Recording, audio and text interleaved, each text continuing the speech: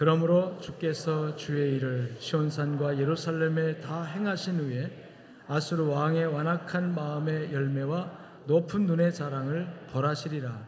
그의 말에 나는 내 손의 힘과 내 지혜로 이 일을 행하였나니 나는 총명한 자라.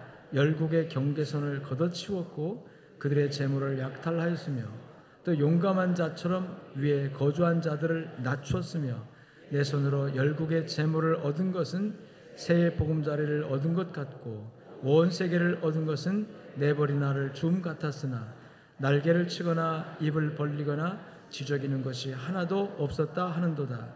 도끼가 어찌 찍는 자에게 스스로 자랑하겠으며 톱이 어찌 켜는 자에게 스스로 큰 채 하겠느냐. 이는 막대기가 자기를 드는 자를 움직이려 하며 몽둥이가 나무 아닌 사람을 들려함과 같음이로다. 그러므로 주 만군의 여호와께서 살진 자를 파리하게 하시며 그의 영화 아래에 불이 붙는 것 같이 맹렬히 타게 하실 것이라. 이스라엘의 빛은 불이 되고 그의 거룩하신 이는 불꽃이 되실 것이니라. 하루 사이에 그의 가시와 찔레가 소멸되며 그의 숲과 기름진 밭의 영광이 전부 소멸되리니 병자가 점점 쇠약하여 감 같을 것이라. 그의 숲에 남은 나무의 수가 희소하여 아이라도 능히 계수할 수 있으리라.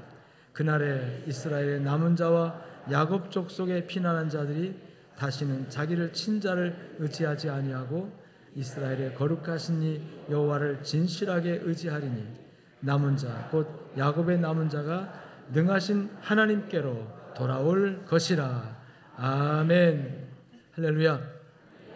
그런 때가 있었죠. 우리에게 일제 36년의 기간은 우리 민족에게는 정말 고난의 세월이었고 치욕의 세월이었습니다. 어두운 세월이었죠. 그러나 그 세월을 겪은 다음에 우리 민족은 하나님께 복을 받은 줄로 믿습니다.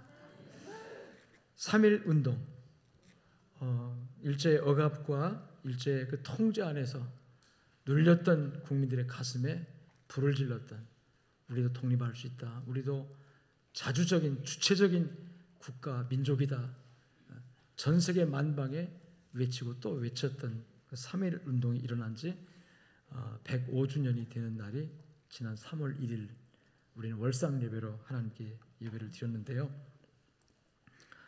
일제의 지배와 식민 지배와 민족 말살 억압 정책에 대해 거부하고 일제로부터 독립을 선포하는 탑골 공원, 옛날에는 파고다 공원이라고 했습니다.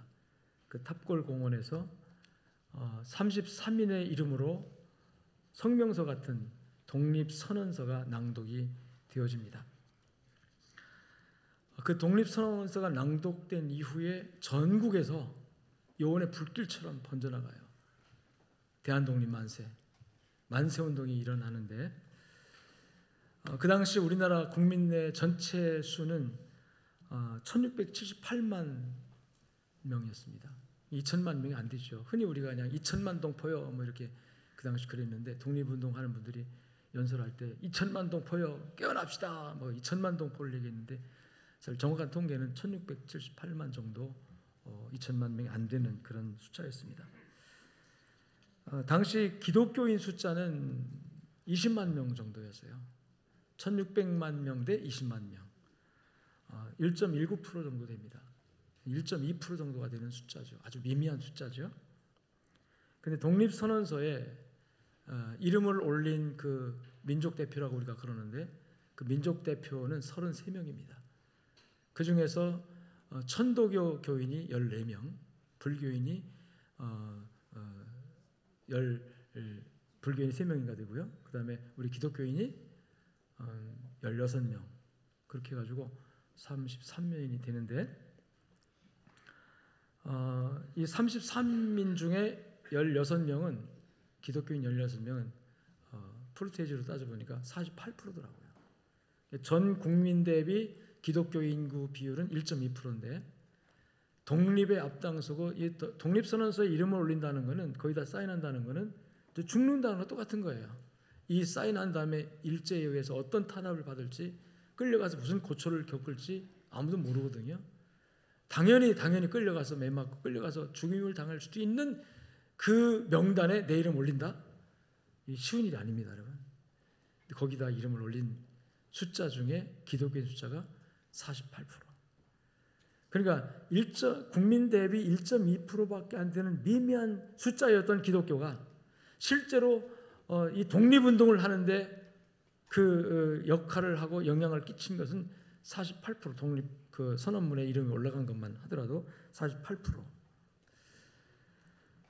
실제로 이 독립 선언문이 그 당시 박승봉 장로의 자택에서 이제 교정되고 수정됩니다. 최남선 씨도 기독교인이죠. 최남선 박사도 기독교인이었고요.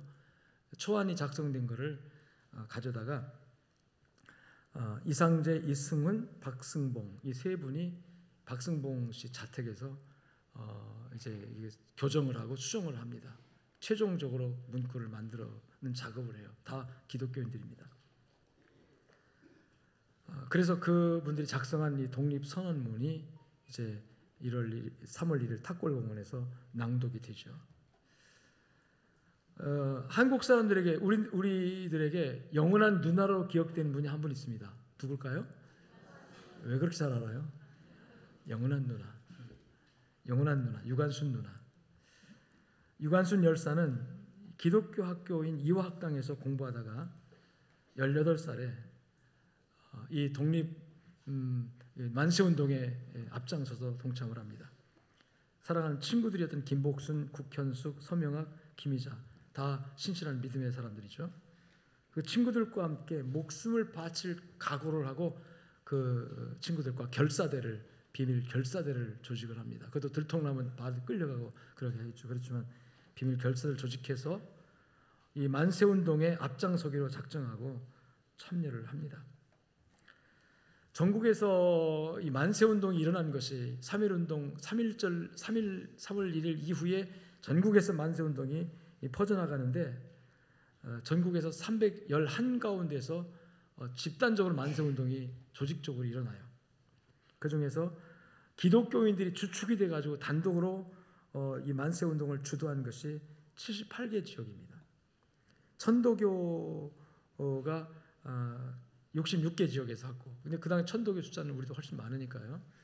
천도교에서 하고, 그 다음에 천도교와 기독교인들이 합해서 힘을 합해가지고 나라를 찾는데 종교가 다른 게 뭔 상관이냐 해가지고 같이 힘을 합해가지고 만세운동을 하는 것이 42개.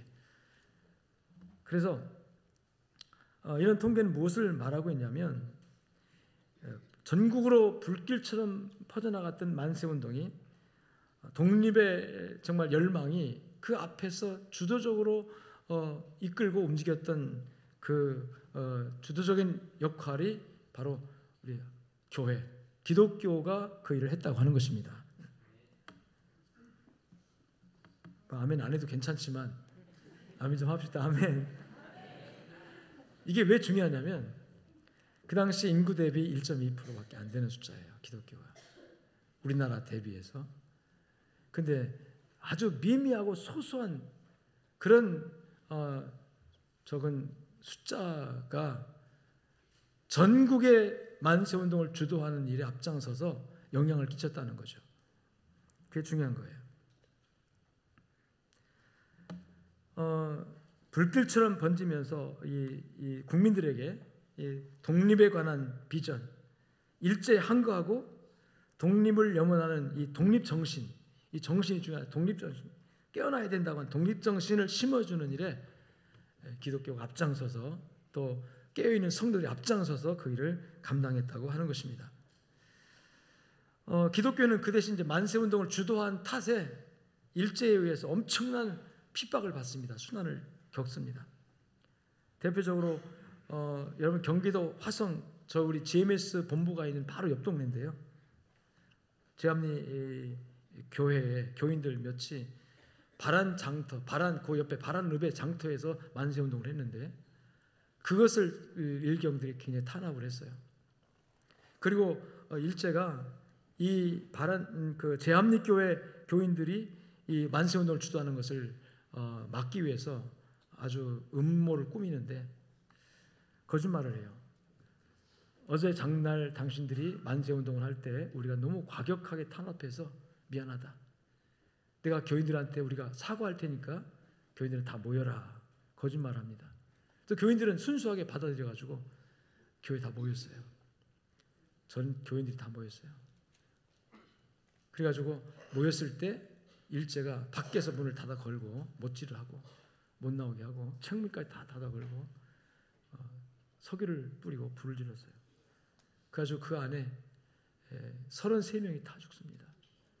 어떤 아버지는 가볍게 저 순사들이 와서 사과한대. 이게 무슨 일이냐 하고 가볍게 주일날 아닌 평일에 왔다가 아들을 안고 왔는데 그렇게 되니까 나는 죽어도 좋지만 내 아들 좀 살려달라고 아이를 창문 밖으로 내놨어요. 근데 그 아이를 총으로 쏴가 죽이고 그런 만행을 저질러요. 그리고 그날 기독교인들 집 전체를 다 불태워버립니다. 이런 비슷한 항거하는 운동이 일어나는 곳곳마다 탄압이 오고 용인 지역에서 15곳이나 이런 탄압이 있었고요. 그 외에도 전국에서 정주, 맹산, 강서, 천안, 의주, 강계, 곽산, 의원, 창성 등등 여러 곳에서 만세운동이 일어나면서 이 극악무도한 탄압이 옵니다. 서울에서는 남녀 교인들을 포박해서 기독교인들이 그랬다. 기독교인들이 앞장선다는 것 때문에 기독교가 타케치돼요.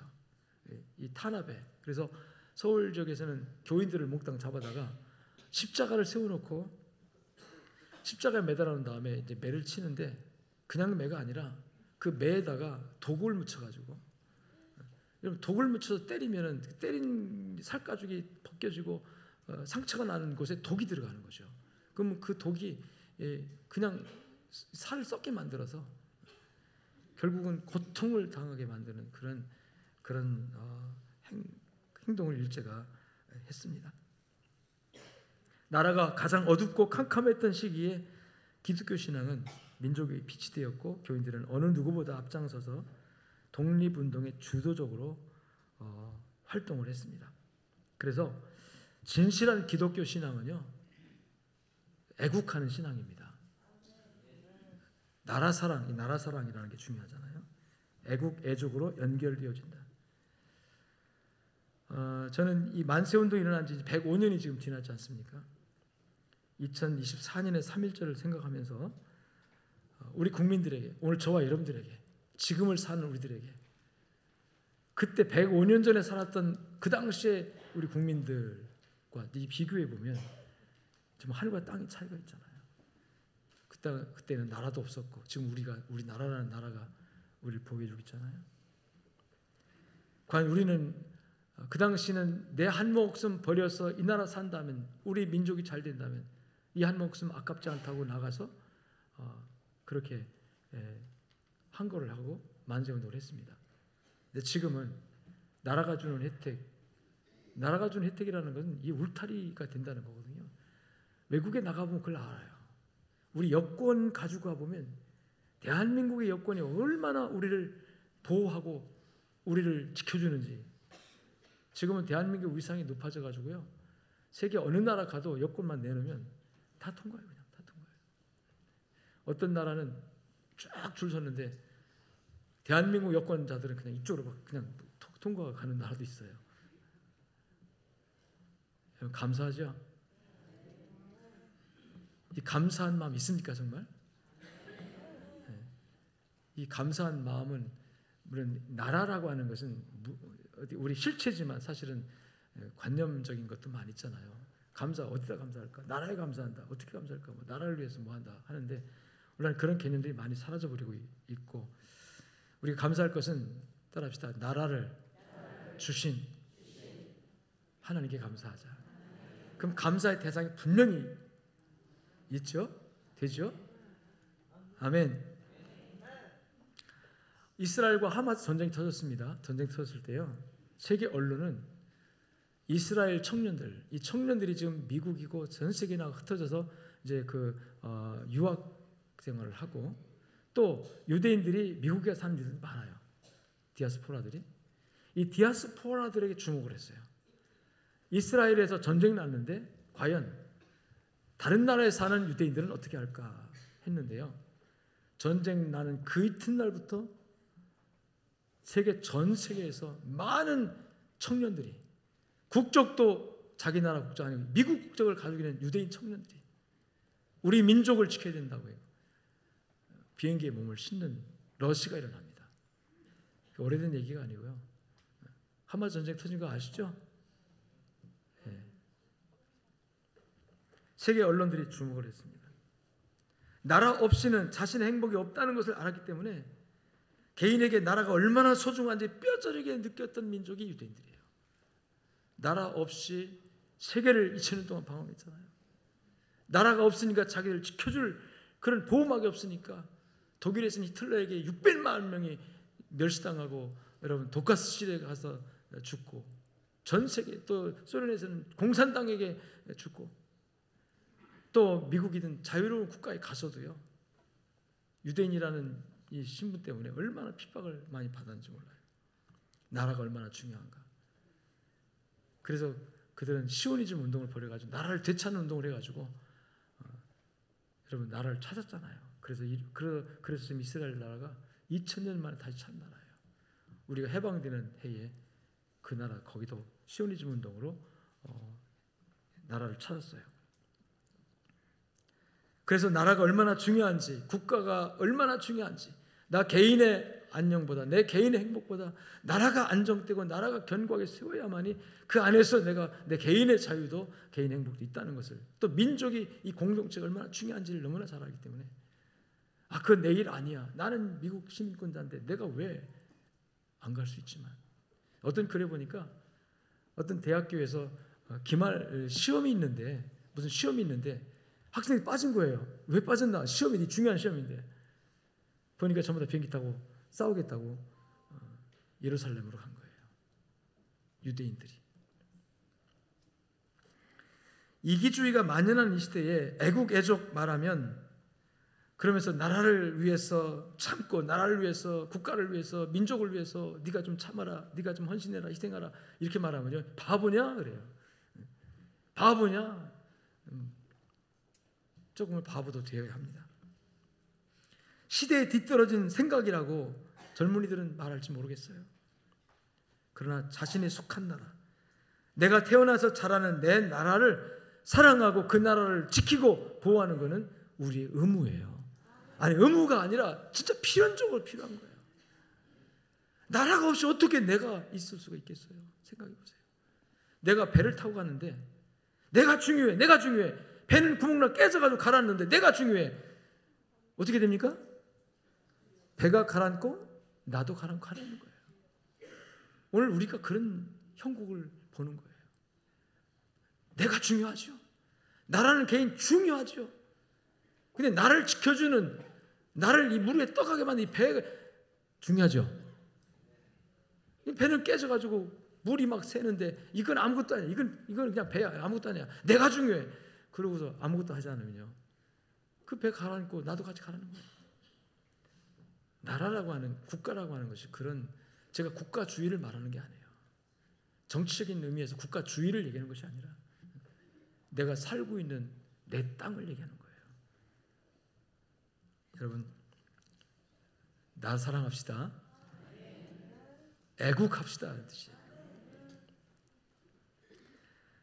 청년들은 열심히 공부하는 것도 애국일 수 있어요. 우리 어른들은 열심히 주어진 자리에서 일하고 정직하게 살고 하는 것도, 그게 다 애국이 될 수가 있습니다. 근데 애국 중에 가장 중요한 애국이 뭐냐면, 한번 따라합시다. 하나님께 기도하는 거다.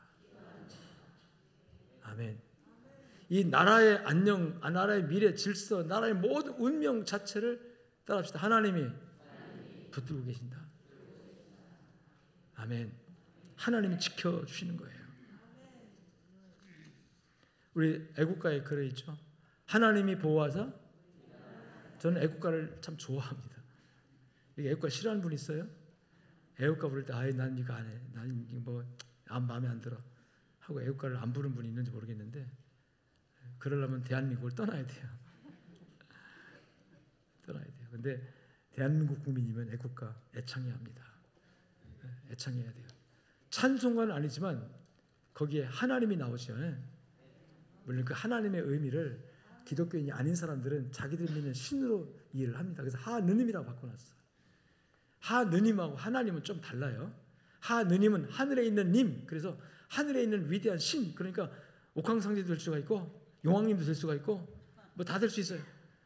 그건 기독교인이 아닌 사람은 그렇게 하라고 그러고, 우리는 하나님은 분명하게 하나, 유일하신 신, 창조주 하나님, 우리를 구원하신 하나님, 하나님이 보호하사 우리나라 만세. 원래 이 애국가가 지금의 부르는 곡이 아니었었어요. 원래 애국가는 좀 달라요. 지금의 부르는 곡이 아니라 원래 애국가 곡을 좀 제가 해볼까요? 동해물과 백두산이 마르고 닳도록 하나님이 보호하사 우리나라 만세. 크게 다시 한번 합시다. 동해물과 백두산이 마르고 닳도록 하나님이 보호하사 우리나라 만세. 무궁화 삼천리 화려강산 대한 사람 대한으로 길이 보존하세. 아멘. 이게 원래 스코틀랜드 민요곡입니다. 올드랭 사인이라는 스코틀랜드 민요곡인데 이 가사가 1900년대 초에 언제인지 잘 몰라요. 그 누가 작사했는지 잘 몰라요. 미상해, 작자 미상해요. 사실은 우리가 안익태 씨가 작사 작곡했다고 흔히 하기도 하지만 사실은 그게 아니고요. 누가 정확히 어떤 분이 이 곡을 만들었는지 알려져 있지 않습니다. 다만 1908년 출판된 이 찬미가를 저술한 윤치호 선생이, 찬미가 최초의 한국 찬송가라고 하는 찬미가를 썼던 윤치호 선생이 이 곡을 만들지 않았을까 이렇게 추측을 하고, 또 어떤 분은 아니다, 애국가 보급을, 국민들에게 애국가를 불러야 된다고 막 보급 운동을 했던 안창호 선생이 아마 이 곡을 만들지 않았을까, 이 가사를 만들지 않았을까라고 추측은 하지만 작자 미상입니다. 그래서 어쨌든 이 1900년 초기에 이 구한말 시대에 이 곡이 만들어져서 이제 노래를 불러야 되니까 노래를 스코틀랜드 민요 올드랭 사인이라고 하는 그 곡에다가 이 가사를 입혔어요. 입혀가지고 아까 우리가 부른 가사가 되는 거죠. 그 노래가 되는 거죠. 그러다가 1948년 해방되고 나서 우리나라 정부에서 대통령령으로 1935년 안익태 씨가 한국 환상곡이라는 곡을 만드는데 그 곡에다가 이 가사를 이렇게 바꿔요. 그래서 스코틀랜드 민요로 쓰던 건 그 곡은 이제 버리고 지금 우리가 부르는 동해물과 백두산이 곡, 이게 누가 작곡한 거냐면 안익태 씨가 작곡한 거예요. 거기에다가 이 가사를 붙여가지고 이제 오늘의 애국가 되었습니다. 자, 오늘의 애국가 한번 불러볼까요?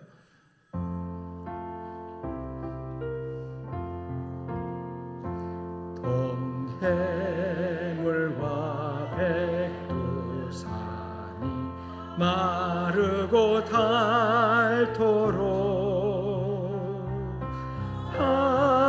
하나님이 보호하사 우리나라 만세.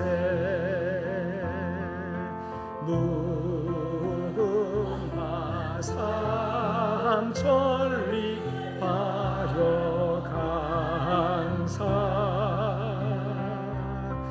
대한 사람 대한으로 길이 보존하세. 원래 4절까지 있죠. 4절까지 다 불러야 돼요. 사실은 애국가는. 근데 어느 때부턴가 1절만 이렇게 또 행사나 이래서 그래 하더라고요. 근데 옳지 않다고 저는 생각합니다. 애국가는 국민으로서 애창을 해야 되는데 1절부터 4절까지 다 불러야 옳다라는 생각을 하지만 오늘 예배니까 뭐 애국가 부르는 시간 아니니까 하나님이 보호하사 우리나라 만세 이 부분을 강조하다가 한번 불러봤는데요.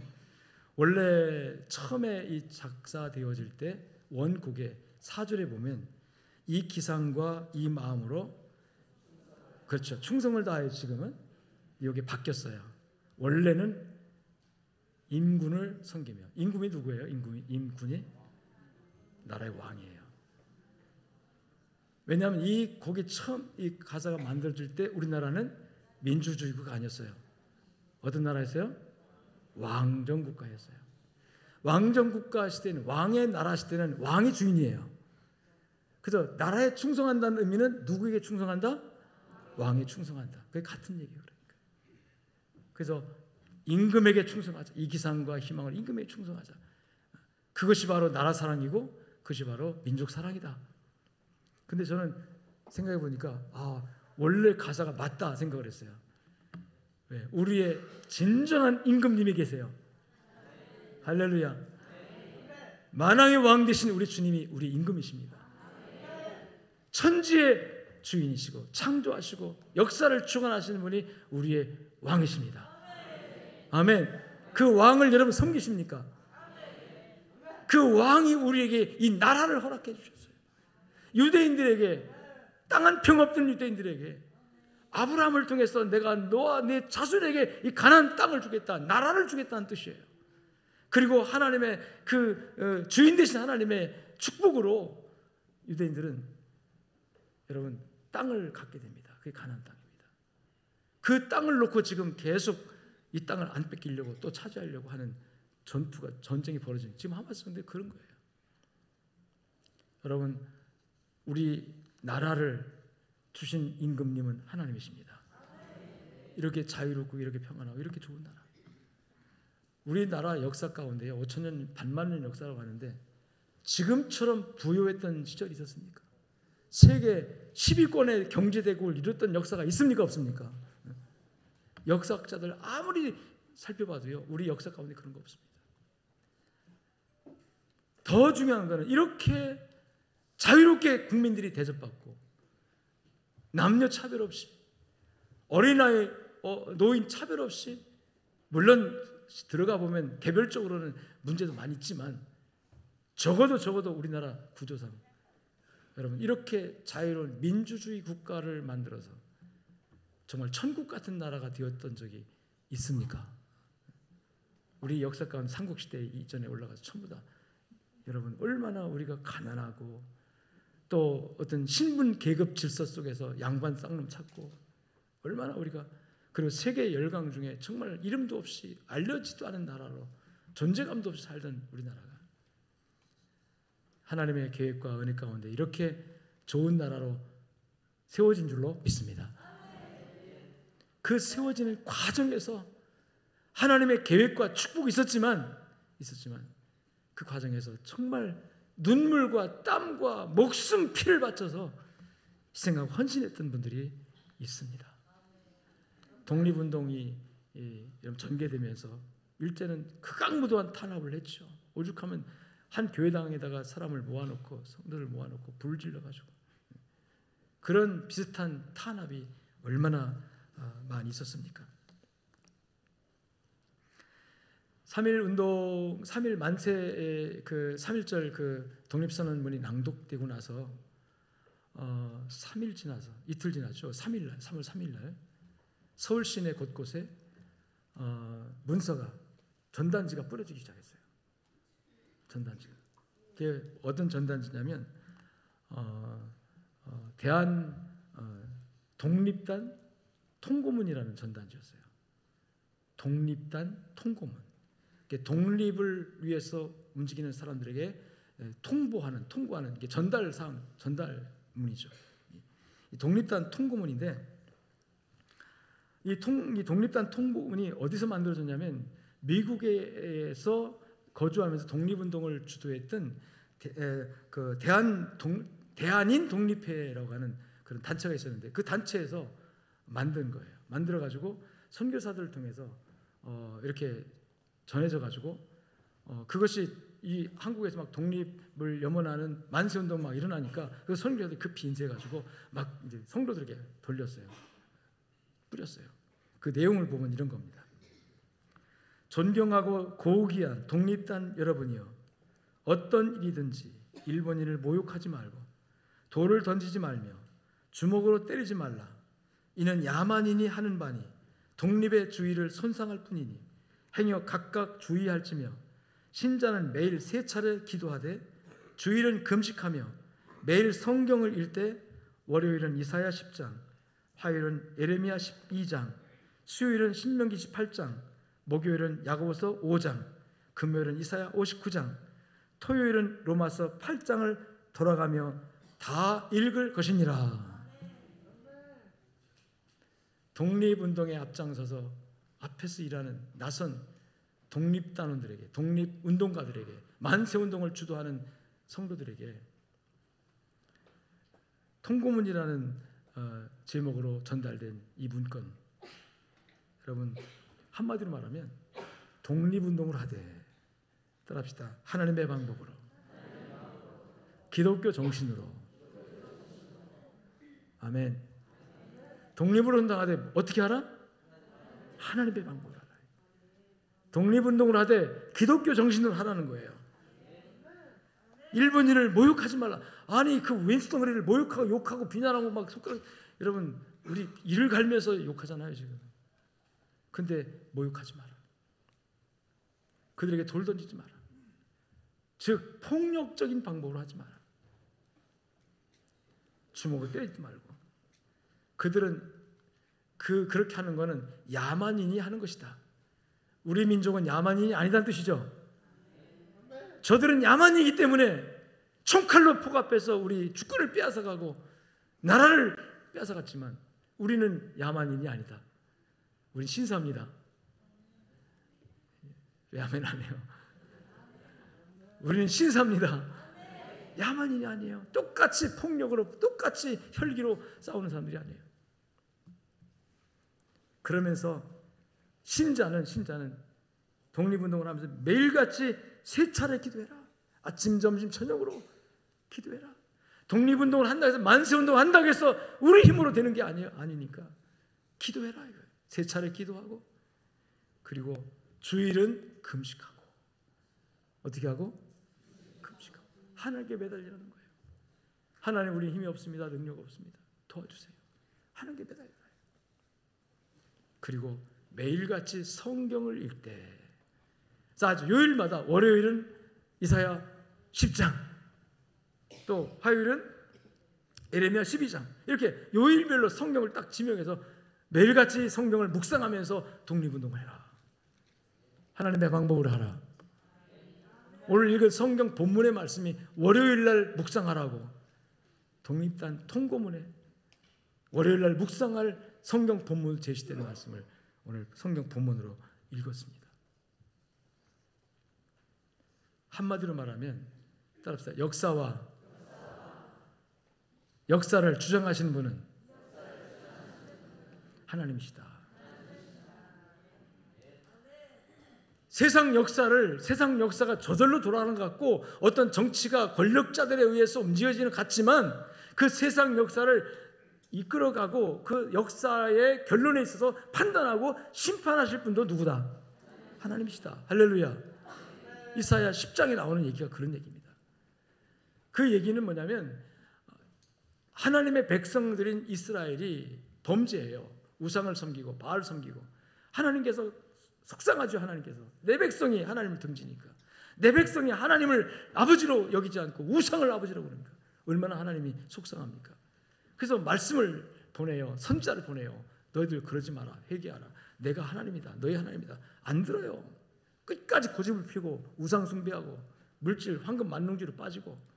그러니까 하나님께서 내 자식이지만, 내 백성들이지만 안 되겠다, 이대로 가다니 이제 영원히 내 품에서 떠나가게 생겼구나. 그래서 하나님께서 이스라엘 백성들을 하나님 품으로 모으기 위해서 좀 깨닫게 하시려고 매를 드세요.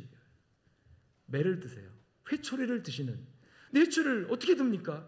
그래서 하나님께서 회초리를 어떤 회초리를 쓸까 하다가 바로 그 옆에 북쪽에 아수르라는 나라가 있는데 이 아수르 나라에다가 하나님 막 복을 줘요. 그래서 그 나라가 막 갑자기 경제가 부흥하고 그 나라가 막 모두 잘 되고, 그러니까 그 나라 임금은 자기 정치를 잘 둔 줄 알았겠죠. 근데 하나님이 그렇게 키워서 쓰시려고 지금 잘 되게 하시는 거예요. 군사력이 강해지고, 그러니까 이 아수르 왕이 막 기고만장해가지고 이 나라도 점령을 저들 점령 다 해가지고 그 당시 이 아수르가 패권 국가가 됩니다. 작은 나라를 다 통합하고 국경을 막 헐고 그러니까 다 허물어가지고, 그러니까 아수르 나라의 왕이 기고만장해가지고 자기가 정치를 잘하고 자기가 정말 능력이 있어서 자기 권세로 그리 되는 줄 알고 열심히 해요. 그러다가 이제 북이스라엘 쳐들어와요. 쳐들어와가지고 이스라엘 점령하고 우리가 일제에게 당한 것처럼 그렇게 점령해서 아수르 나라가 북이스라엘을 지배합니다. 자, 그러면 지금 왜 아수르가 쳐들어와서 나라를 뺏기고 주권을 뺏기고 탄압을 받고 학대를 받으니까 이 유대인들이, 하나님의 백성인 유대인들이 어떻게 할까요? 그때서야 비로소 누굴 찾을까? 하나님을 찾죠. 그 사람은 평안할 때 잘해야 돼요. 고난받을 때 잘하는 것은 매 맞고 잘하는 것이고, 매를 맞으니까 아수르라는 몽둥이를 하나님 딱 치니까 결국은 이스라엘 백성들이 아이쿠 잘못했구나, 우리가 우상 숭배했구나, 우리가 하나님을 무시하고 엉뚱을 섬겼구나, 이 막 회개를 하니까 하나님께서 아이고 내 백성이 회개하는구나. 하나님은 인애와 사랑이 충만하신 분이라 잘못된 화가 나서 때렸지만 또 돌이켜서 자기 백성이 아픈 걸 보고 자기 백성이 고통당하는 걸 보고 또 후회하시면서 어떻게 내 백성을 다시 살릴까 하시는 과정에서 이제 아수르를 하나님이 버리는 겁니다. 아수르를 버려요. 그래서 하나님께서 이 아수르 왕에 대해서 하시는 말씀을 보면 이사야 10장 5절 말씀 보면 아수르 사람은 화 있을진저, 뭐가 있을진저? 지금 하나님께서 사용하신 도구입니다. 이스라엘 백성들을 가르치기 위한 도구로 사용했어요. 근데 사용했으면 귀하고 축복해 줘야 되지. 나 내를 위해서 되게 쓰임 받았구나, 축복해야지. 그런데 하나님은 아수르, 내 백성, 내 자녀들을 다치게 한 내가 너를 썼지만 그래도 너는 아니다 하고서 그 아수르를 뭐 하겠다고요? 심판하겠다는 거예요. 심판하겠다는 거예요. 그래서 근데 그 심판할 때 하나님께서 아수르를 심판하는 이유를 어떻게 되냐면 12절 보면, 10장 12절 보면 아수르 왕의 어떤 마음? 완악한 마음, 또 교만한 높은 눈이에요. 13절부터 한번 읽어봅시다. 그의 말에 나는 내 손의 힘과 내 지혜로 이 일을 행하였나니 나는 총명한 자라 열국의 경계선을 걷어치웠고 그들의 재물을 약탈하였으며 또 용감한 자처럼 위에 거주한 자들 낮췄으며 내 손으로 열국의 재물을 얻은 것은, 자, 그러니까 계속 강조한 거죠. 나는 총명한 자, 나는 힘 있는 자, 내 손으로 모든 걸 이루었다. 자기를 나타내고 있죠. 아수르 왕이 교만해진 거예요. 근데 사실은 아수르 왕이 잘하고 똑똑해서 권력이 있어서가 아니라 하나님이 그렇게 만든 거잖아요. 하나님이 쓰시려고 높여준 거잖아요.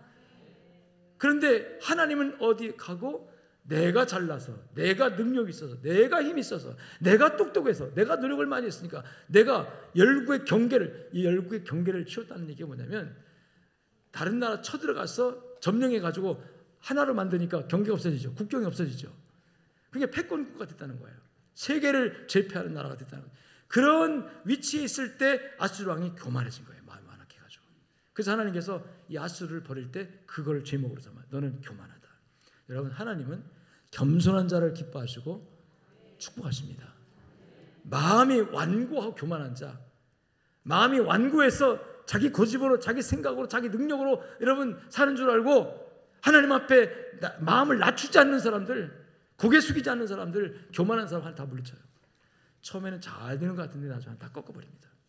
그래서 아수라는 막대기를 들고 자기 백성을 회초리를 쳐서 자기 백성들을 회개하게 만든 다음에 이 아수라는 몽둥이를 꺾어버려요. 꺾어서 버려버려요. 옆에 나라 바벨론의 나라가 갑자기 또 부강해지면서 아수르를 쳐들어옵니다.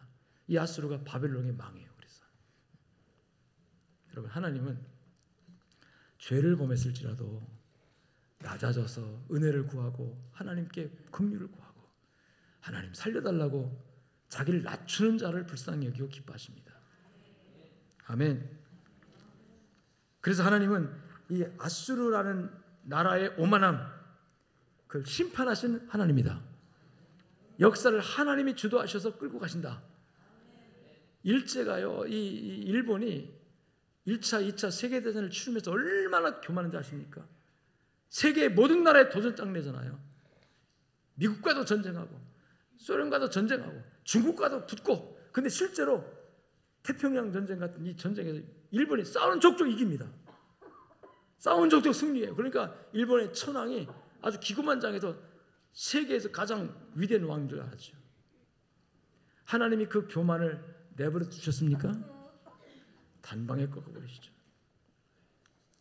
그래서 그 이사야 10장에 나오는 이 성경의 진리가, 지금은 우리 민족이 정말 이렇게 고통받고 어려움 당하고 있지만, 그러나 걱정하지 마라. 하나님은 역사를 주관하신다. 하나님 자기 백성과 함께한다. 자기 백성을 돌보는 하나님이다. 하나님을 버리지 말라. 하나님 떠나지 말라.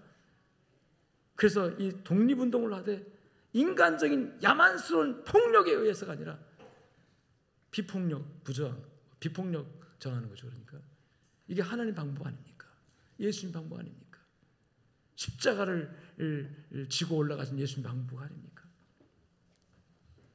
그래서 이사야 10장에 나오는 이 말씀은 우리에게 크나큰 교훈을 줍니다. 하나님 오만한 세상 권력을 다스리시고 심판하신 분이기 때문에 세상 권력, 오만한 권력이 아무리 강대한 나라를 형성해서 우리를 핍박한다 할지라도 우리는 하나님만 붙들고 하나님만 의지하면 된다 하는 거예요. 하나님 사랑하면 살 길이 있습니다. 그리고 이 이사야 10장에서 우리에게 주는 교훈이 뭐냐면, 하나님은 역사를 자기 백성 중심으로 이끌어 가신다. 결국은 자기 백성이 하나님의 관심이에요. 이방 나라 아닙니다. 이방 나라가 아무리 강해지고 아무리 부유해지고 아무리 그 나라가 확장된다 할지라도 하나님의 관심은 그거 아니에요. 하나님은 자기 백성이 잘 되는 거예요. 자기 백성이 복 받는 겁니다. 자기 자녀가 잘 되는 것을 하나님 원하시는 거잖아요. 그 구약시대에는 그게 바로 이제 유대인들이었었어요. 히브리족이었었어요. 근데 히브리족이 사실 예수님 십자가에 못 박으면서 영적으로 히브리족이 받아야 할 그 장자권의 축복이 이제는 예수 그리스도를 구주로 영접하는 모든 사람에게로 다 여러분 바뀌어졌습니다. 할렐루야. 그 구약시대는 선택받은 선민이 아브라함의 후손으로 다윗 왕의 혈통을 타고 태어난 이 히브리족 유대인들이었지만, 지금은요 그 유대인들이 아니라 이건 지금은 예수 그리스도의 십자가의 구원으로 말미암아 구원받은 하나님의 자녀들, 그들이 다 선민인 줄로 믿습니다. 자기 백성인 줄로 믿습니다. 왜? 자기 아들이니까. 영접하는 자, 그 이름 믿는 자들에게 하나님의 자녀가 되게 하셨다고 했습니까? 여러분 예수 그리스도를 믿으시죠? 영접하셨습니까? 하나님을 아버지라고 부릅니까? 양심에 가책 없이 하나님 아버지 친근하게 하나님 아빠 할 수 있습니까? 하나님의 자녀입니다. 하나님의 백성입니다. 그 하나님의 백성을 하나님은 가장 귀히 여기고, 이 세상 역사를 누구 중심으로 흘러가게 하신다? 하나님 백성 중심으로. 그래서 오늘 이사야 10장에 나온 본문에 나온 두 번째 의미가 뭐냐면, 하나님은 세상의 오만한 권력을 깨뜨리고 오만한 권세를 심판하실 분이지만, 하나님은 자기 백성이 약하고 부족하고 연약해도 그 자기 백성이 하나님을 바라고 하나님 의지하면 자기 백성을 다시 세우신다는 거예요. 여기에서 우리 민족이 희망을 얻었어요. 세계 어느 나라에 내놓을 수도 없는 정말 존재감이 없던 이 조선의 캄캄하고 어둠밖에 없는 조선이 과연 하나님께 택함을 받았을까? 그 당시 초기 기독교인들은요 확신했습니다. 하나님께서 이 나라 조선을 사랑하셔서 복음을 전해주시기, 이 복음으로 말미암아 우리가 하나님께 다시 나라를 세울 수 있다는 희망을 가진 줄로 믿습니다. 우상 숭배와 주상 숭배와 온갖 미신으로 가득 찼던 하나님이 없던 정신과 사상과 종교와 모든 영역에 하나님이란 존재가 전혀 없던 이 땅에 기독교 복음이 들어오면서 우리 민족이 가슴을 열고 복음을 받았어요. 복음을 받고 하나님을 아버지로 섬기는 나라가 된 줄로 믿습니다. 제가 애국가를 애창하는 이유가 바로 그거예요. 어떻게 애국가에 하나님이 보호하사라는 말을 할 수가 있었을까요? 하나님이 보호하사 우리 나라 만세. 그래서 이사야 10장 20절로 21절에 보니까 그날에 이스라엘 남은 자와 다 같이 읽어봅시다. 시작. 그날에 이스라엘 남은 자와 야곱 족속에 피난한 자들이 다시는 자기를 친자를 의지하지 아니하고 이스라엘 거룩하신 이 여호와를 진실하게 의지하리니 남은 자 곧 야곱의 남은 자가 능하신 하나님께로 돌아올 것이라. 할렐루야. 자기를 친자를 의지하지 않고, 자기를 친자가 뭐냐면 아수르가 쳤잖아요. 아수르 강대국이었습니다. 아수르는 부유했고 강한 나라였고 아수르에는 문명국이었습니다. 그러니까 약소국은 힘없는 나라는 항상 강대국을 의지하게 돼 있어요. 의지하고 타협하게 돼 있어요. 근데 이제부터는 그 나라를 의지하지 않고, 여러분 세상 나라는요 강대국을 의지하면요 다 뒤통수 맞습니다. 근데 그 나라 의지하지 않고 이제는 하나님을 의지할 것이다. 아멘.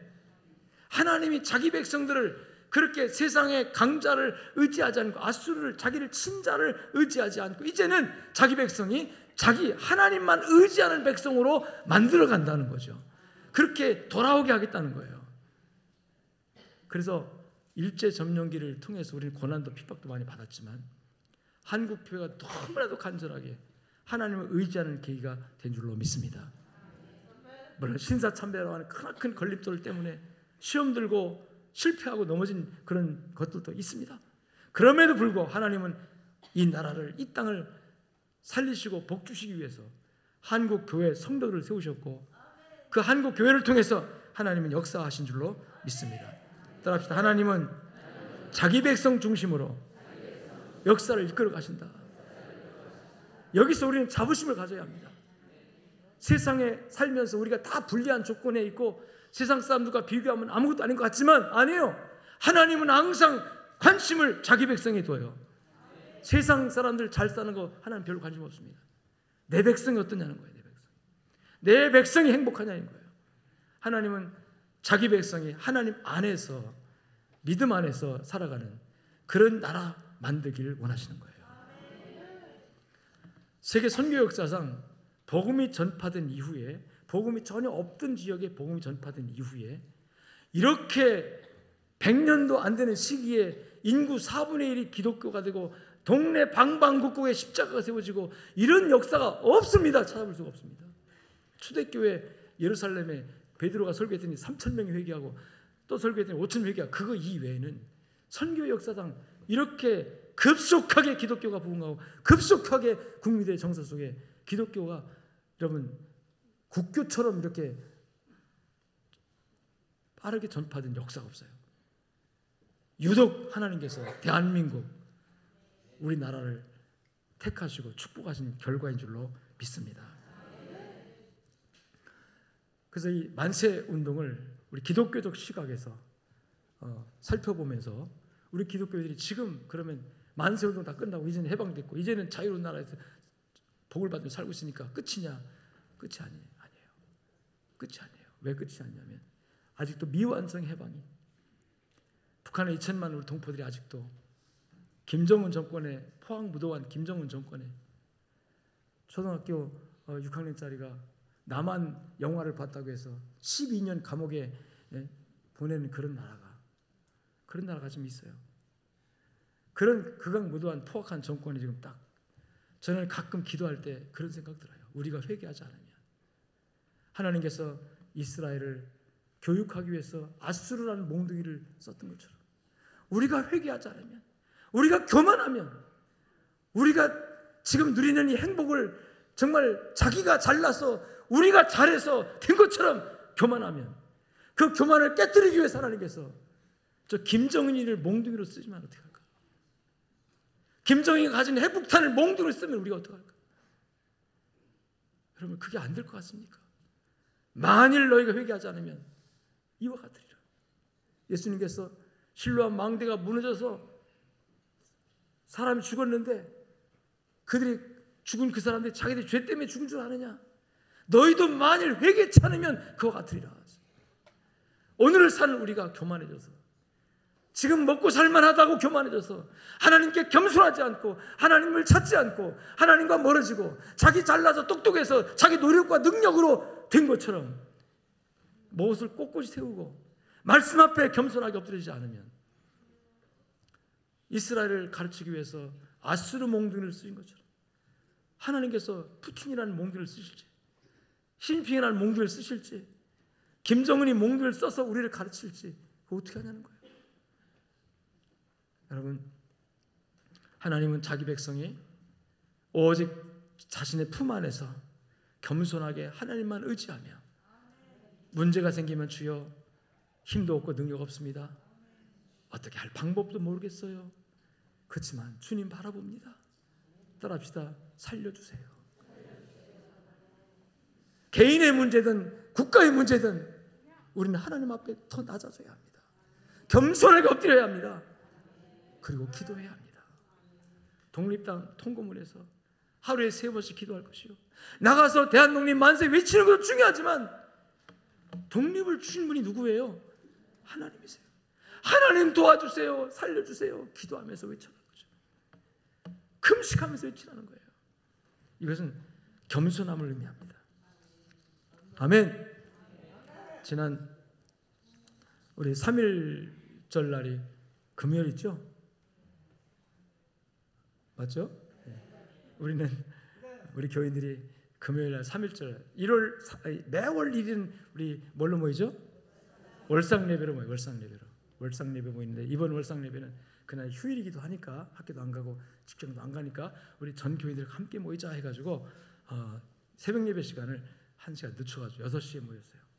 감사하게도 꽉 차게 왔습니다. 2층도 차고요. 아이들도 왔고 어른도 왔고 다 왔습니다. 혹시 여기 안 왔던 분들은 낙심하지 마요.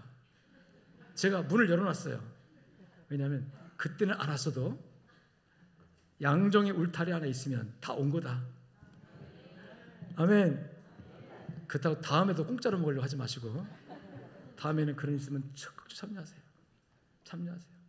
교회가 공동체로 함께 모일 때는요 참여해야 됩니다. 참여해야 떡고물도 떨어지는 거예요. 참여에 뭐가 주어지는 거예요. 다 모였어요. 모여가지고 세대별로 기도했습니다. 영아부 기도 제목, 우리 교육자들한테 기도 제목 써내라 했더니 막 이만큼 써내가지고 그거 다 읽으려면 한참 걸리게 내가 딱 줄였어요. 그냥 한마디 하면 딱 줄여가지고 기도문을 만들어가지고 우리 같이 기도했어요. 저는 그 새벽 예배 시간에 우리 전 세대가 할아버지 할머니도 손잡고 그다음에 또 영아부로부터 다 했으니까 다 청년들까지 다 함께 모여서 하나님께 우리 월상 예배뿐만 아니라 정말 3.1절 날이니까 우리 하나님께 기도하자 해가지고 나라 민족을 위한 기도도 했고요, 각 부서를 위해서 기도했는데 우리 기도를 하나님 들으신 줄로 믿습니다. 저는 역사적 사건을 기념하는 3.1절 날 우리 양종의 공동체가 함께 모여 영적인 의미를 한번 생각해 봤어요. 첫째는 세대 간의 연결, 세대 간의 통합. 가끔 우리 교회가 이 어른들만의 모임, 아이들만의 모임이 아니라 우리가 지금 이게 잘못된 거예요. 사실은 주일학교만의 예배 아니거든요. 사실은 성경에는요 다 부모의 손잡고 할아버지 할머니 같이 손잡고 함께 모이는 예배예요. 전 세대가. 그래서 가끔 한 번씩은 그런 예배를 드리면 좋겠다. 1부 예배도 영아부가 나오고 2부 예배도 막 유치부가 나오고 엄마 옆에 아빠 옆에 할아버지 옆에 앉아서 한 식구가 나란히 앉아서 1시간을 예배 드리고 통합 예배, 그 세대 간의 연결로서의 그런 예배 우리 이번에 한번 해봤습니다. 새벽 예배지만. 두 번째는 그 예배를 통해서 나 한 나라가 있기까지 그때 그 헌신과 눈물의 의미 이런 것들을 한번 살펴봤고요. 또 아까도 말한 것처럼 정말 우리가 하나님 앞에 기도해야 되는 것은 따라합시다. 겸손함의 표현이다. 하나님의 주권과 은혜를 인정하며 모든 상황 속에서 그분을 도움을 구하는. 그래서 우리가 장장 긴 2페이지의 기도문을 우리 함께 읽었는데요. 하나님이 도와주지 않으면 안 된다는 거예요. 할렐루야. 공동체가 함께 모여 영합으로부터 작년에까지 함께 모여 이게 함께 모여 공동의 기도 제목으로 하나님께 나가는 거 하나님 너무너무 기뻐하시거든요. 할렐루야. 그때 나오지 않은 분들도 오늘 설교 듣는 분들에게 다 그 은혜와 혜택이 돌아가도록 축복합니다. 조건이 있어요. 다음번에는 빠지지 말라는 조건. 아멘. 하나님을 믿는다고 하면서도 우리는 정말 얼마나 교만했는지, 하나님 섬긴다고 하면서도 자만했고요. 우리 이런 거 다 내려놓고 나라의 운명, 이 국가의 공동체, 또 교회, 나 개인의 가정 모두가 다 역사의 심판자이신 하나님께 서게 될 것이고, 하나님은 자기 백성 중심으로 역사를 끌고 나가시기 때문에 지금 상황이 어렵고 힘들다 할지라도 낙심하지 마시고, 여러분 하나님은 내 편이다. 하나님의 자녀니까 하나님 나와 함께한다. 이 믿음 놓지 마시고 승리하시길 주님 축원합니다. 예배 끝나고 나왔는데 어떤 학생 하나가 쭉 달려오더니 제품을 막 안기는 거예요. 안겨가지고 저한테 뭐라고 한 줄 아세요? 목사님 오늘 은혜 받았어요. 오늘 말씀 최고예요. 나는 그래서요 어른들만 아멘하고 은혜 받는 줄 알았더니 아니에요. 여러분 영아부도요 은혜 받을 수 있어요. 영아부도요 회개 기도할 때 울면서 회개합니다. 영아부도요 구원의 확신 속에서 여러분 얼마나 기뻐하며 감사한지 몰라요. 성도 여러분, 우리 교회는 하나를 이루어서 이 시대에 주신 사명, 선교육 사명을 이루고 또 나라와 민족에 대한 의무를 감당하는데 이 사명을 감당하는 이것은 기도하는 거예요. 아멘. 뭐 하는 거예요? 기도하는 거예요.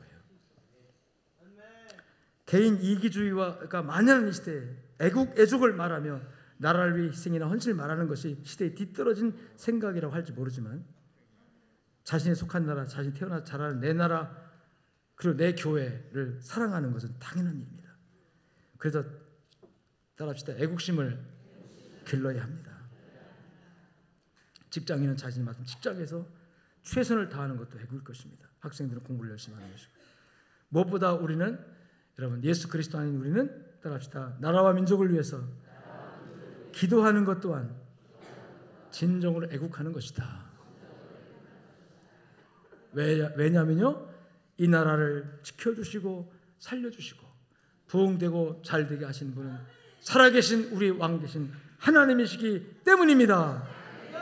하나님이 보호하사 우리나라 만세! 만세 한번 해봅시다. 하나님이 보호하사 우리나라 만세! 영광의 박수 하나님께. 하나님 아버지 감사합니다. 3.1절 대한독립 만세를 외쳤던 그 만세 소리가 울려진다고 해서 당장 독립도 올 것도 아닐 텐데 우리의 믿음의 선조들은 하나님을 믿고 잡혀서 끌려가서 매 맞으면서도 대한독립 만세를 외쳤습니다. 왜? 하나님이 보호하는 나라, 하나님이 쓰실 나라, 하나님이 세우실 나라이기 때문에 하나님이 이 나라를 축복하셨고 일제를 몰아내시고 일제를 심판하시고 이제 하나님 아버지 세계 열방국가 중에 가장 강대국으로 세워주셨습니다. 경제대국이 되었고 선교대국이 되었습니다.